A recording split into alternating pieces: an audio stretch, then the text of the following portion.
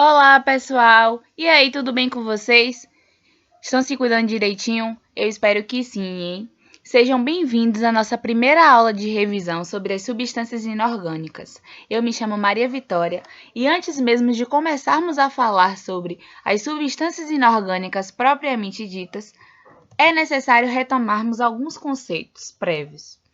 Bem, a química inorgânica. A química inorgânica, ela é um ramo da química que estuda substâncias as quais não apresentam na sua constituição obrigatoriamente o elemento químico carbono, não formando encadeamentos.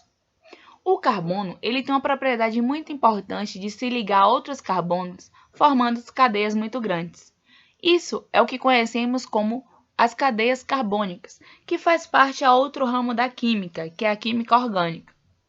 Então, a química inorgânica ela vai ser responsável, vai ser a parte da química que estuda substâncias em que o carbono não forma cadeias.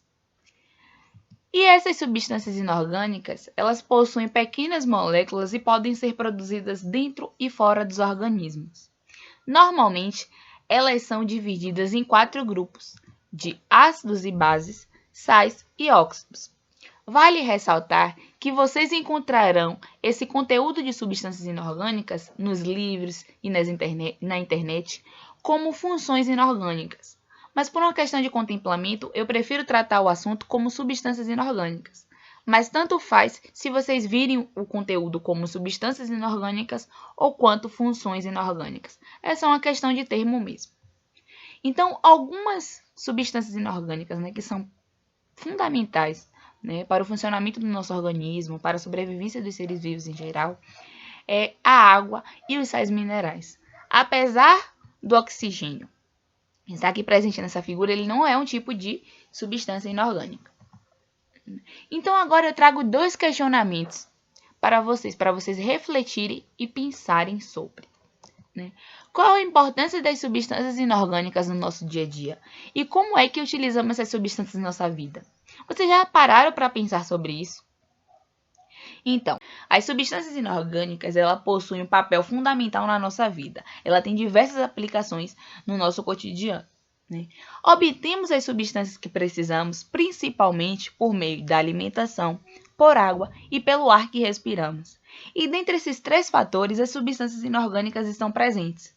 Então, as funções químicas, elas são essenciais para o funcionamento, do planeta como um todo, seja as funções inorgânicas, as funções orgânicas, entre outros. O grande desenvolvimento do nosso planeta em diversas áreas e aplicações é devido principalmente ao desenvolvimento dessas sub-áreas, como, por exemplo, um momento que estamos vivendo atualmente, um momento atípico, esse momento de pandemia, em que temos que manter o distanciamento social, ficarmos isolados, usarmos máscara e álcool gel. É graças ao desenvolvimento da ciência, de áreas como a química, como outras áreas, que podemos, temos a possibilidade de produzir vacinas, medicamentos, insumos que garantem a nossa sobrevivência no mundo. Então, a partir disso, vocês já podem ter uma noção do quão importantes são as substâncias inorgânicas, quanto os outros tipos de substâncias, em geral. As contribuições da química orgânica também para a química medicinal têm sido muito importantes. Ela tem um papel fundamental tanto na clínica quanto na pesquisa e no desenvolvimento de novos medicamentos, como eu havia falado também anteriormente. E agora eu trago para vocês um tipo de substância inorgânica que é muito importante. E olhe lá se não for uma das mais importantes da nossa vida, para a sobrevivência de nós seres vivos. Então aqui eu trago as inúmeras funções que a água pode ter.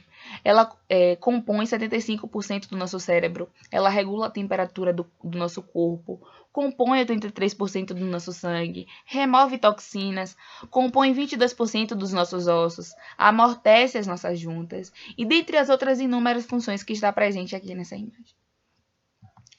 E como é que a gente identifica essas substâncias inorgânicas? Será que é apenas pela fórmula molecular? Será que pode ser pela forma como reagem?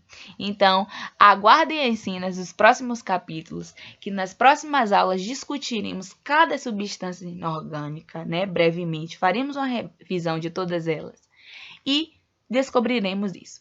Então, já convido vocês para não perderem a próxima aula, que será sobre os ácidos. Eu espero que vocês tenham gostado da nossa aula introdutória, né, sobre as substâncias inorgânicas. E até mais. Tchau, tchau.